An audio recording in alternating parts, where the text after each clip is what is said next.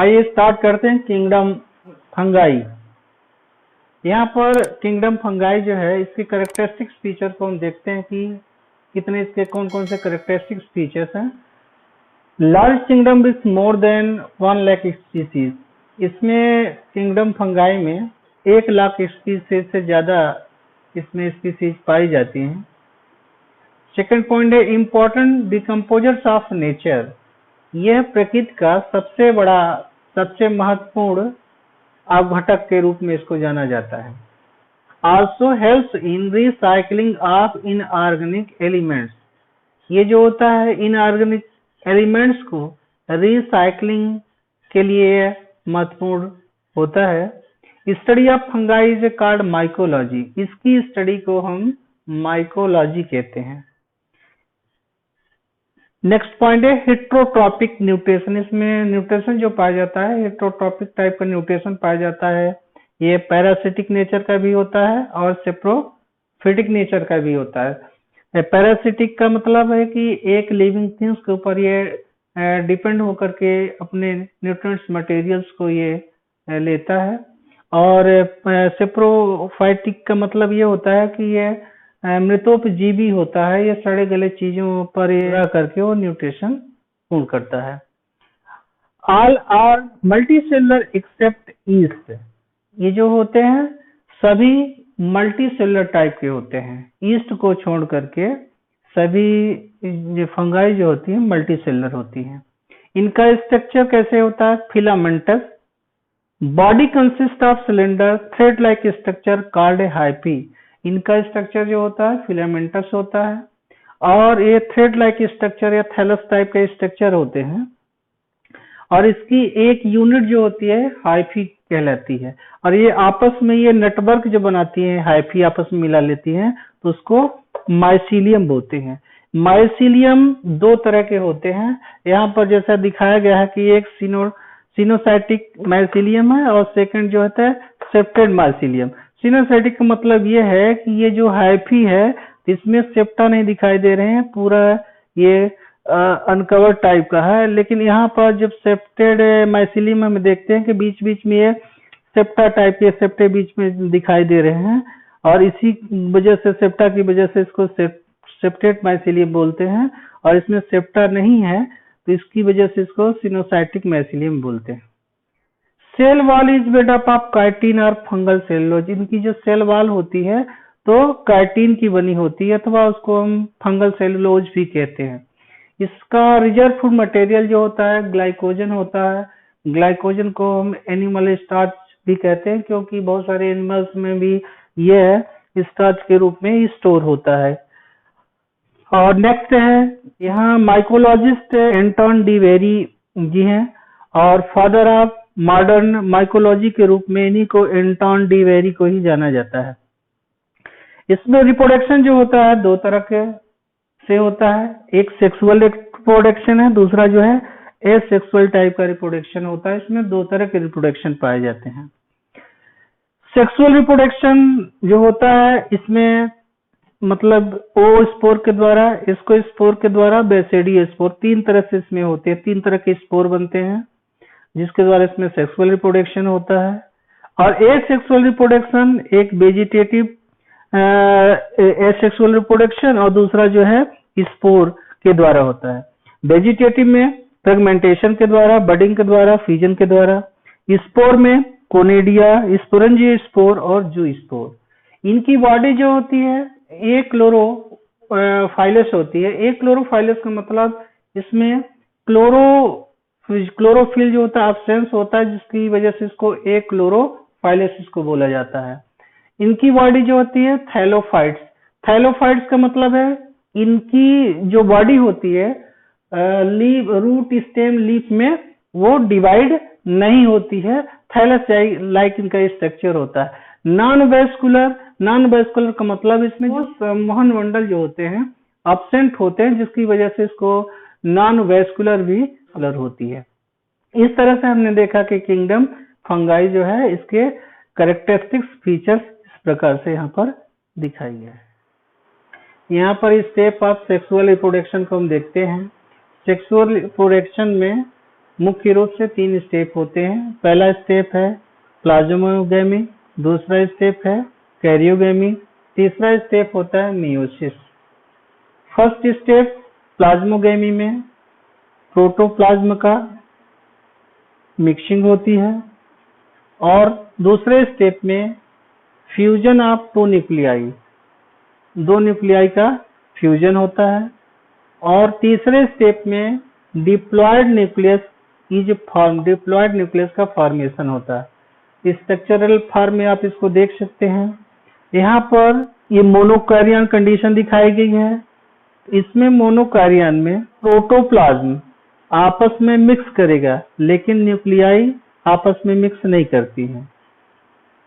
इसके बाद दूसरी कंडीशन ये आती है कि जब दोनों न्यूक्लियस के न्यूक्लियाई आपस में फ्यूज हो जाते हैं, मिल जाते हैं, उसको कैरियोगेमी कहेंगे और जाइगोट का फॉर्मेशन हो जाता है। तीसरा स्टेप जो होता है मियोसिस है, तो मियोसिस में diploid nucleus is formed.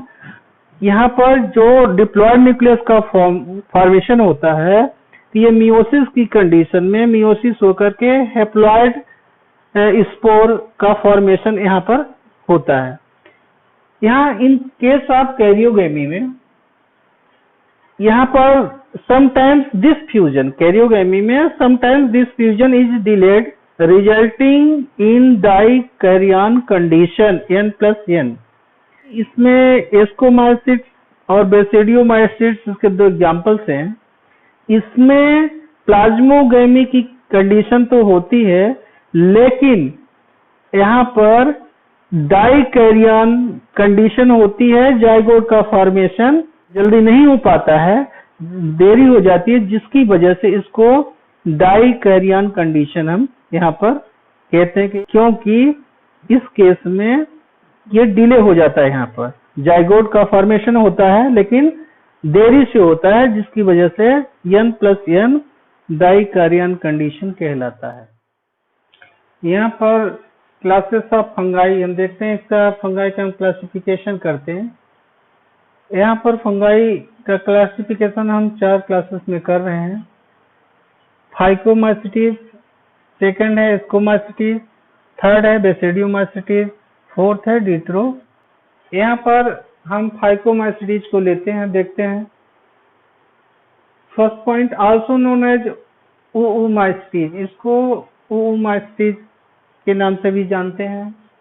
They are aquatic और एल्गल फंगाई, ये ज्यादातर ये पानी में पाई जाती है, जल में पाई जाती है, जिसकी वजह से इसको एल्गल फंगाई भी कहते हैं। Mycelium is aseptate and coenocytic type की होती है। माइसीलियम इसकी एसेप्टेड होती है। एसेप्टेड का मतलब उसमें सेप्टा नहीं होता है और सिनोसिटिक का मतलब है उसमें सेप्टा ना होने की वजह से उसमें न्यूक्लियस है, बीच में उसके न्यूक्लियस की मात्राएं ज्यादा रहती है और कम भी रह सकती है ना।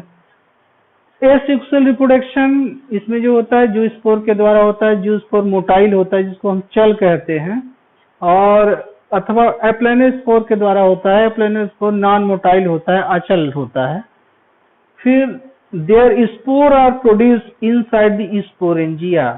स्पोर का फॉर्मेशन जो होता है इसमें स्पोरेंजिया के अंदर होता है।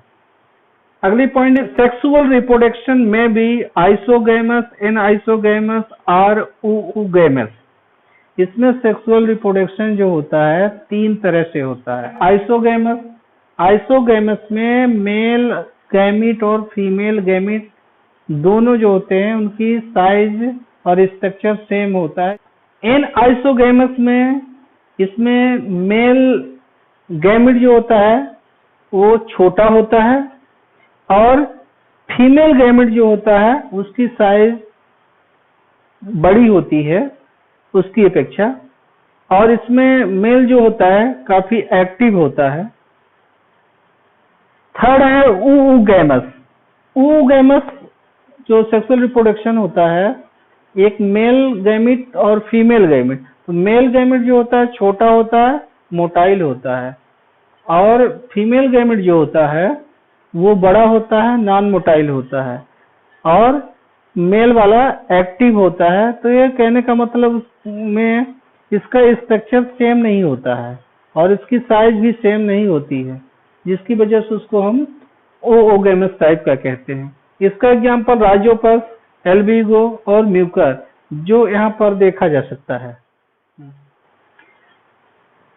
यहाँ पर हम दूसरे क्लास एस्कोमाइस्टिस को लेते हैं। एस्कोमाइस्टिस के कैरेक्टर्स को देखते हैं। फर्स्ट कैरेक्टरिस्टिक फीचर, जैसे also known as sac fungi, इसको सैक फंगाई के नाम से जानते हैं। मोस्टली मल्टी सेलुलर, अधिकांशतः यह बहुकोशिकीय होते हैं, जैसे एग्जाम्पल में पेनिसिलियम, और रेयर केस में यूनिसेलुलर के रूप में होते हैं, जैसे yeast. Saprophytic decomposer, parasitic, coprophilous, grow on dungs. ये सेप्रोफिटिक नेचर के होते हैं। सेप्रोफिटिक का मतलब मृतोपजीवी होते हैं, सड़े गले चीजों को खा करके मतलब अपनी न्यूट्रिशन को पूरा करते हैं।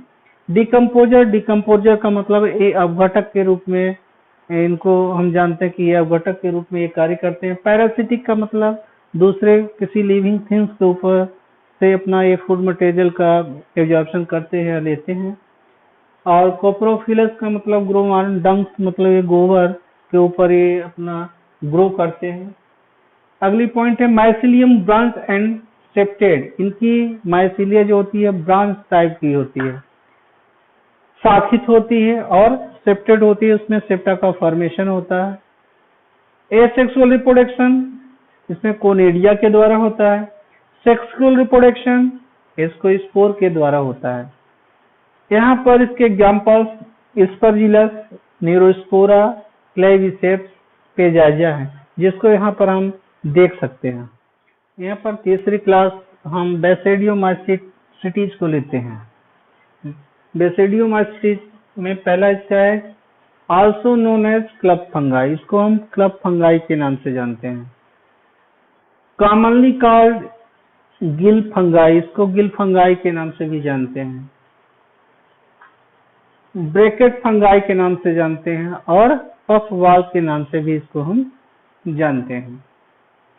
ग्रो इन सॉइल, ट्री, वर्क आर एज पैरासाइट, ये सॉइल पे भी ग्रो करता है, पेड़ के छालों में भी ग्रो करता है, और ये पैरासाइट के भी फॉर्म में ये पाया जाता है। Mycelium is a branch and hyphae are septed, इसकी माइसिलियम जो होती है शाखित होती है। हाइफी जो होता है वो सेप्टेड टाइप का होता है, सेप्टा का उसमें फॉर्मेशन होता है, जिसके वजह से सेप्टेड हाइफी होती है।